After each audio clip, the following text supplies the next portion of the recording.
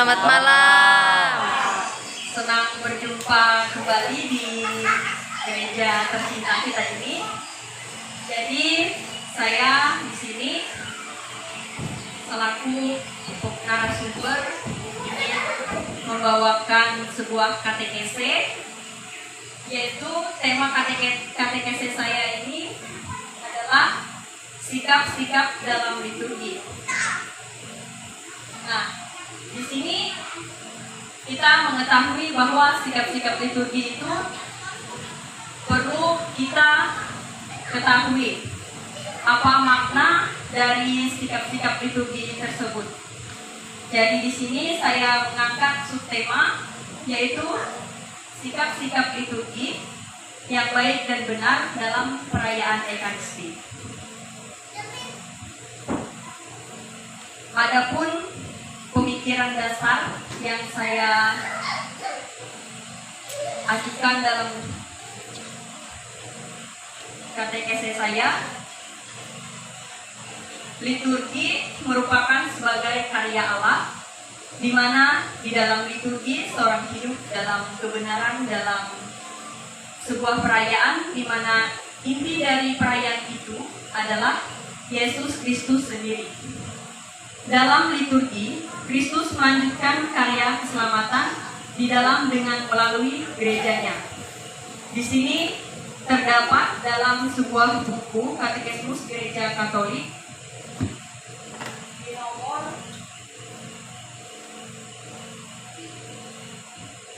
dalam Katekismus Gereja Katolik nomor 1609, kata liturgi pada mulanya berarti karya publik, pelayanan dari rakyat dan untuk rakyat. Dalam tradisi Kristen, kata itu berarti bahwa umat Allah mengambil bagian dalam karya Allah. Melalui liturgi, Kristus menebus dan Imam Agung kita melanjutkan karya penebusannya di dalam gerejanya. Bersama Dia dan oleh Dia. Jadi di sini saya mengambil kesimpulan bahwa kita ini adalah karya Allah yang kita jalani saat ini, hidup menggereja. Itu kita melakukan misi karya Allah, di mana kita harus menghidupi sikap-sikap liturgi ini dengan baik dan bisa menghayati maknanya. Baik.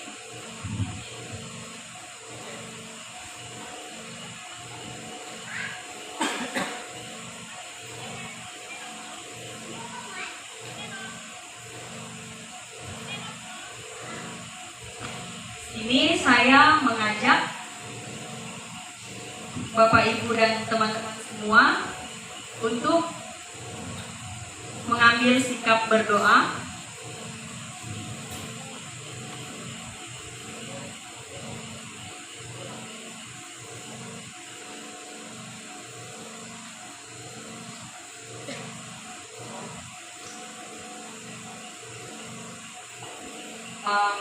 Mohon maaf, saya ulangi. Di sini kita menyanyi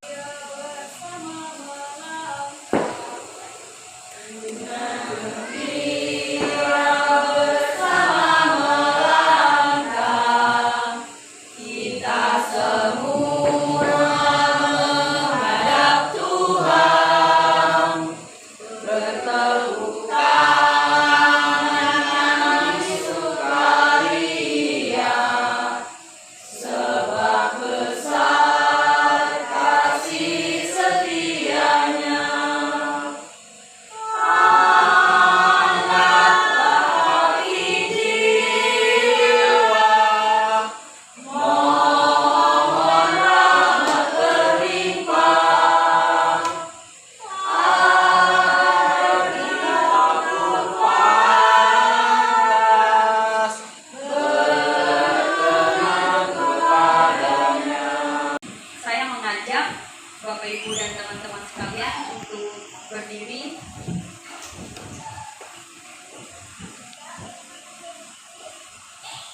Kita hening sejenak.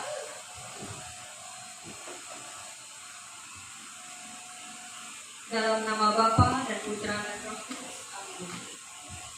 Allah Bapa yang Maha Kasih, kami bersyukur atas kesempatan ini. Kami dapat berkumpul dan dalam semangat iman dan kasih-Mu. Ya Bapa, bimbinglah proses katekese kami ini dari awal sampai akhir kegiatan ini, sehingga katekese ini dapat berjalan lancar sesuai dengan kehendak-Mu.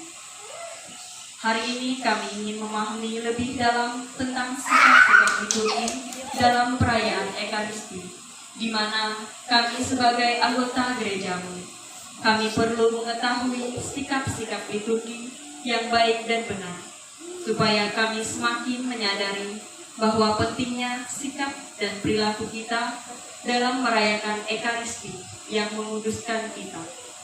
Bimbinglah juga kami dengan Roh Kudus-Mu, agar hati dan pikiran kami terbuka, sehingga setiap ajaran yang kami terima hari ini semakin memperkuat iman kami untuk melayani, mengasihi, dan berjalan bersama dalam gereja Katolik yang kudus. Berikanlah kami semangat untuk semakin mendalami dan menghayati perayaan Ekaristi yang menjadi sumber kekuatan bagi iman kami. Serta berikan juga kami semangat dalam mengikuti kegiatan Ekaristi supaya kami. Saya di sini, lama tidak ada video. Hari ini saya mau berbicara sedikit tentang tata gerak sikap tubuh dalam perayaan Ekaristi yang biasa kita ikuti atau setiap hari atau setiap minggu, mungkin juga atau sekali sebulan. Gerak tubuh yang biasa kita buat ini lumayan menarik untuk saya. Hari ini setelah kemuliaan, maka kita berdiri terus sebenarnya. Di sini saya melemparkan, siapa yang ingin menjelaskan dari video tersebut, saya persilahkan.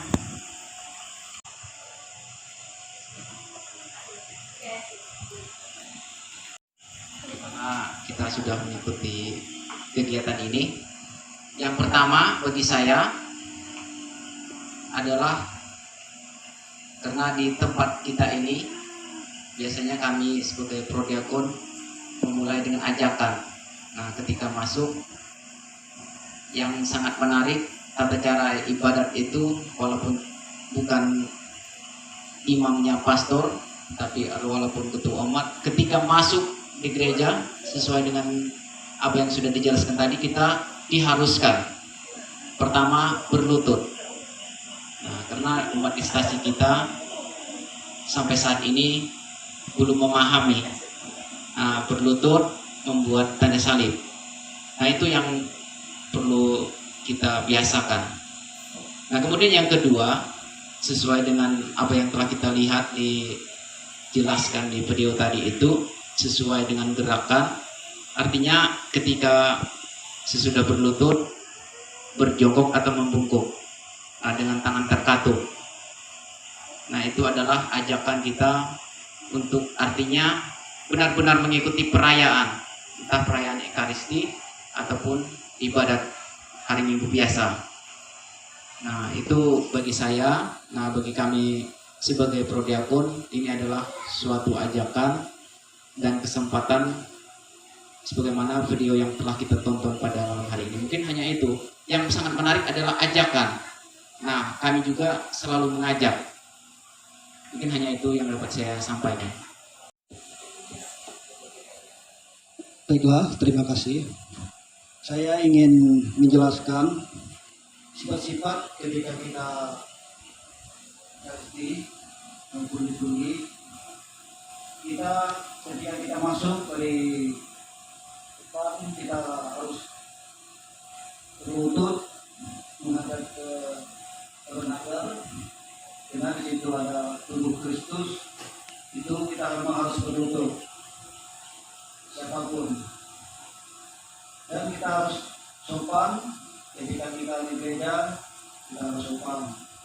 Pakaian yang rapi, yang pakaian yang tidak wajar, seperti yang dijelaskan tadi.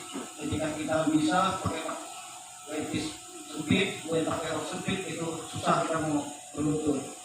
Nah, itu juga mengganggu, itu tidak baik juga. Nah, jadi perlu kita perbaiki dalam tata cara kita ekaristi ataupun liturgi. Itu saja yang dapat saya sampaikan. Oke, terima kasih. Kita berikan tepuk tangan.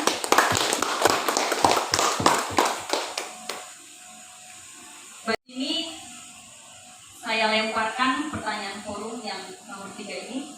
Apakah makna dari sikap-sikap atau gerak tubuh dalam perayaan Ekaristi?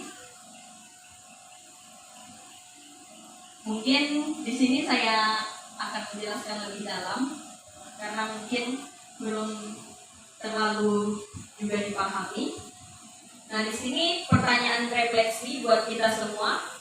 Sudahkah selama ini saya melakukan sikap atau gerakan tubuh dengan benar atau saya mengabaikan selama ini? Boleh kita bersharing di sini karena kita sama-sama belajar bagaimana sikap-sikap liturgi baik dan benar. Mungkin ada yang mau bersharing, saya persilakan.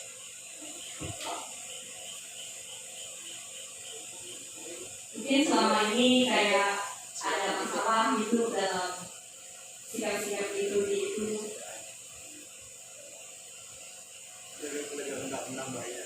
Saya persilakan. Siapa? Yang malu-malu di sini kita sama-sama belajar.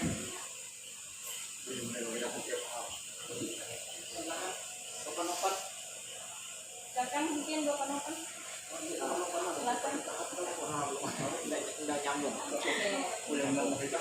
Mungkin dari sebelah sini, Ibu dan teman-teman, saya persilakan. Ya.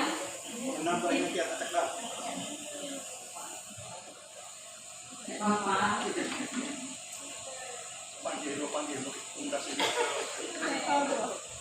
Atas kesempatannya, sebenarnya secara manusiawi namanya ya, memang sering kadang lupanya misalnya ketika seharusnya berdiri doa amat itu kan, tapi masih duduk, lihat satu duduk yang lain juga ikut duduk, kemudian itulah yang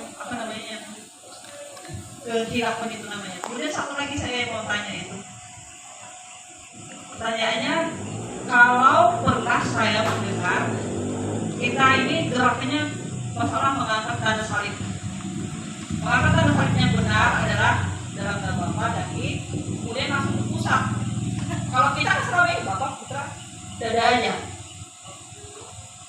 Jadi minta tanggapan, nanti minta tolong sama Korina untuk memberikan penjelasan tentang itu ya.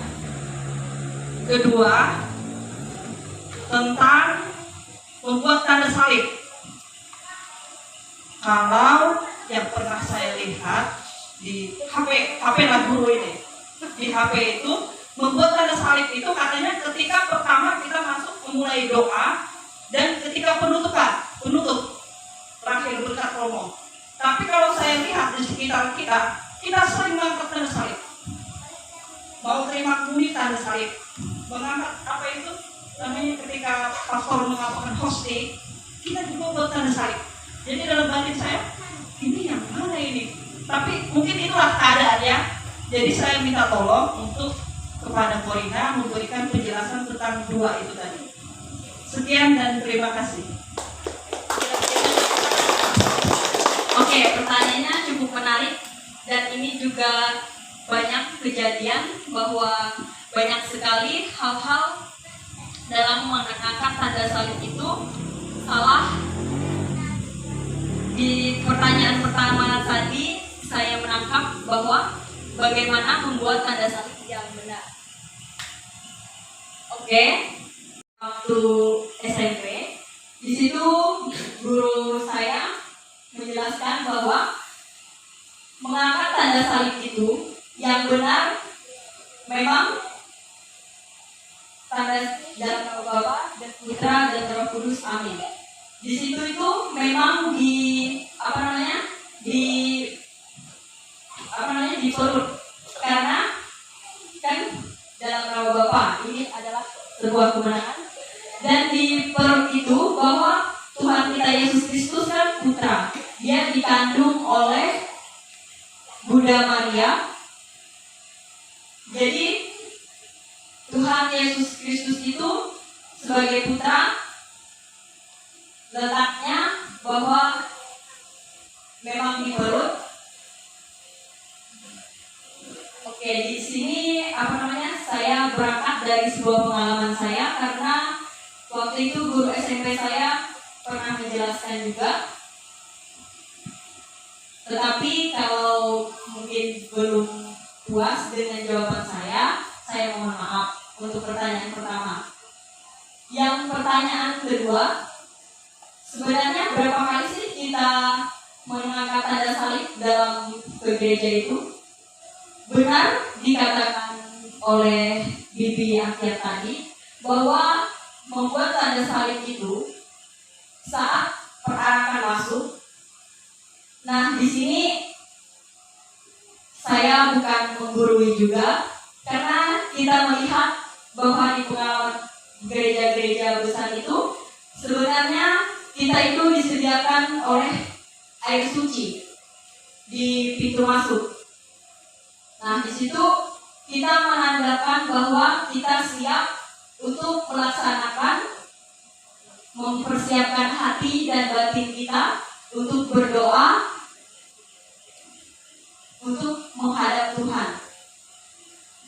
Di sini saya menambahkan sedikit dari materi saya, dan juga saya bukan memaksa atau apa, karena memang air suci itu sebenarnya memang harus ada di pintu, karena itu merupakan suatu kita bisa mempersiapkan hati dan pikiran kita untuk mendengarkan sabda Tuhan dengan ini menjadi refleksi kita bersama bahwa bagaimana sikap-sikap kita di dalam gereja. Di sini saya akan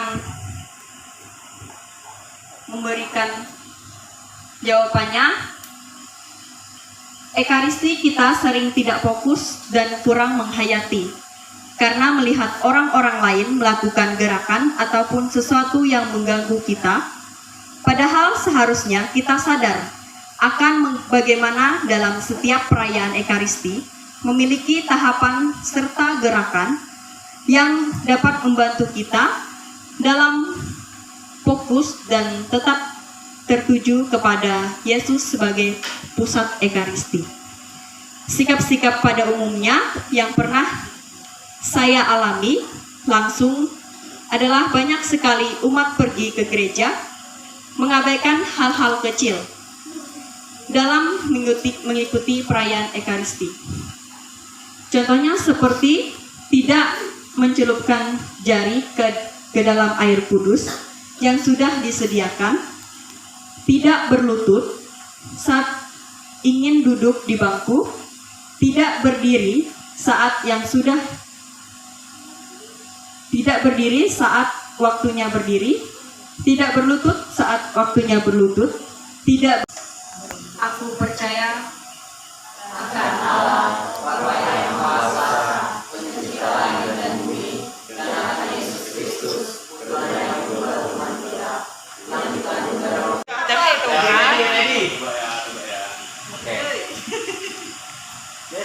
Satu, dua, tiga, latihan. Oke, kita hitung 1, 2, 3. Tanda salib. Oke. Tanda salib. Maknanya apa? Maknanya tanda kemenangan. Oke. Ya, tanda kemenangan.